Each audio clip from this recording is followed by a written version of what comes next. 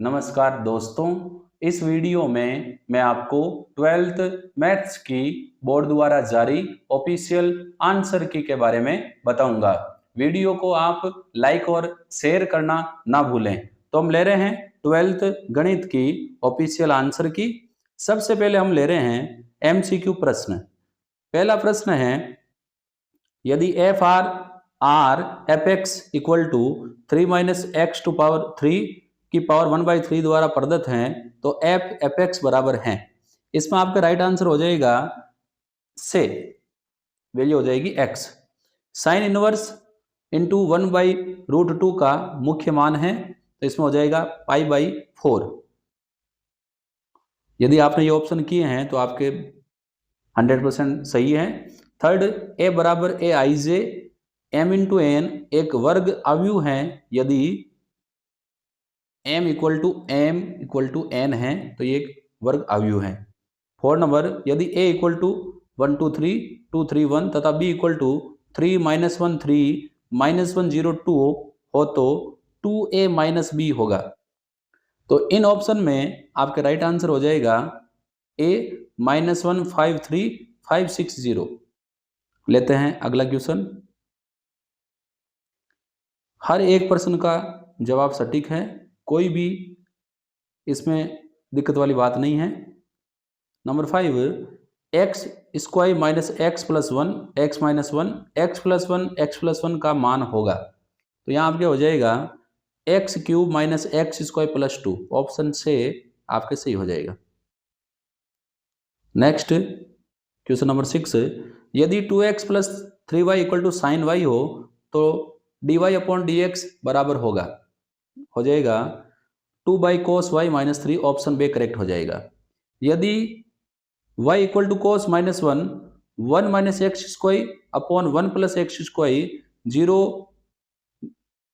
> x > 1 हो तो dy/dx बराबर होगा। तो यहाँ पर आपका राइट आंसर हो जाएगा से 2/1 + एक्स स्क्वायर। अगला क्वेश्चन है, एक वृत्त की त्रिज्या r बराबर 5 सेमी पर r के सापेक्ष क्षेत्रफल में परिवर्तन की दर है तो यहां पर आपके राइट आंसर हो जाएगा 10 पाई। अगला लेते हैं क्वेश्चन नंबर 9, समाकलन dx upon sine square x cos square x बराबर है, ये बराबर हो जाएगा 10x - कोट एक्स प्लस सी। वक्र y = 4x, y अक्ष एवं रेखा y बराबर 3 से घिरे क्षेत्र का क्षेत्रफल है तो यहाँ आपका राइट आंसर हो जाएगा 9/4। अगला है अवकल समीकरण 2x² d² y/dx² - 3 dy/dx + y = 0 की कोटि है तो यहाँ आपके राइट आंसर हो जाएगा 2।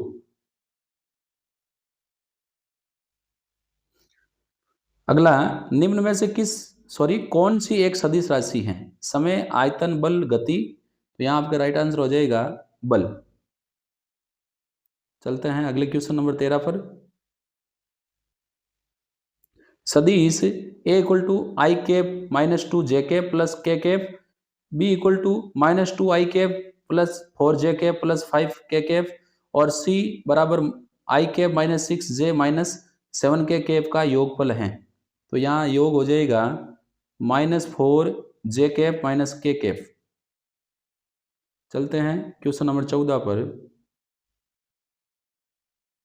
सदिश a = i cap j cap plus 2k cap के अनुदिश इकाई सदिश हैं तो यहाँ आपके राइट आंसर हो जाएगा ऑप्शन दे i cap plus j cap plus 2k cap upon √6। 15वां क्वेश्चन, यदि सरल रेखाएं x + 1/1 बराबर y + 2/λ बराबर z - 1/-1 तथा x - 1/-λ बराबर y + 1/2 बराबर z + 1/1 परस्पर लंबवत हैं तो लैम्डा का मान है तो लैम्डा का मान आपके हो जाएगा 1। चलते हैं क्वेश्चन नंबर 16 पर। 12 पत्तों की एक गड्डी में से यादृच्छया बिना प्रतिस्थापित किए गए दो पत्ते निकाले गए तो दोनों पत्तों के काले रंग के आने की प्रायिकता है। तो यहाँ पर काले रंग के आने की प्रायिकता हो जाएगी आपके 25/102। 17वां क्वेश्चन, यदि ए और बी स्वतंत्र घटनाएं हैं तथा P A equal to 0.3 P B बराबर 0.4 हो तो पी ए बी का मान होगा। तो यहाँ पर आपके राइट आंसर हो जाएगा 0.58। लास्ट एमसीक्यू क्वेश्चन नंबर 18, यदि पार्श्वों का एक जोड़ा उछाला जाता है तो प्रत्येक पार्श्व पर सम अभाज्य संख्या प्राप्त होने की प्रायिकता होगी। यहाँ हो जाएगा 1/36। अब चलते हैं रिक्त स्थान पर। पहला है sine -1 x, sine inverse x एक ऐसा फलन है जिसका प्रांत है -1 और 1। सारणिक डेल्टा इक्वल टू 1 2 4 -130 410 का मान है, तो इसका मान हो जाएगा -52। चलते हैं अगले एमसीक्यू रिक्त स्थान पर। एक परिवर्तनशील घन का किनारा 3 सेंटीमीटर प्रति सेकंड की दर से बढ़ रहा है। घन का आयतन खाली जगह दर से बढ़ रहा है जबकि किनारा 10 सेंटीमीटर लंबा हो, तो यहाँ हो जाएगा 90 सेंटीमीटर क्यूब प्रति सेकंड दर से बढ़ रहा है। 900 सेंटीमीटर क्यूब प्रति सेकंड की दर से आयतन बढ़ रहा है। अगला है समाकलन 2x - 3 cos x plus e⁻x dx बराबर होगा, तो इसकी वैल्यू हो जाएगी x² - 3 sin x plus e⁻x plus c, ये x² है, ये हो जाएगा। अगला है अवकल समीकरण dy/dx equal to 1 + y² upon 1 + x² का व्यापक हल है, तो इसका व्यापक हल हो जाएगा 10⁻⁻1 या tan inverse y equal to हो जाएगा tan inverse x plus c। चलते हैं क्वेश्चन नंबर 6 पर। बिंदुओं P230 Q -1 -2 -4 को मिलाने वाला P से Q की तरफ निर्देशित सदिश है, तो यहाँ पर आपका हो जाएगा -3 i cap -5 j cap -4 k cap, ये हो जाएगा छठे का आंसर। अब चलते हैं अति लघुत्तरात्मक पर। यदि a बराबर 1 -2 3 -4 2 5 b इक्वल टू 2 3 4 5 2 1 हो तो a b ज्ञात कीजिए, तो a b हो जाएगा इक्वल टू हो जाएगा 0 -4 10 और 3, ये हो जाएगा आपके a b। चलते हैं अति लघुत्तरात्मक नंबर 2 पर। सारणिक डेल्टा इक्वल टू का मान ज्ञात कीजिए, तो इसका मान हो जाएगा, सारणी का मान हो जाएगा 0। अगला, यदि y equal to e⁻x sin x हो तो dy/dx याद कीजिए, तो dy/dx की जो वैल्यू है वो हो जाएगी e⁻x sin x minus cos x sin x minus cos x upon sin square x,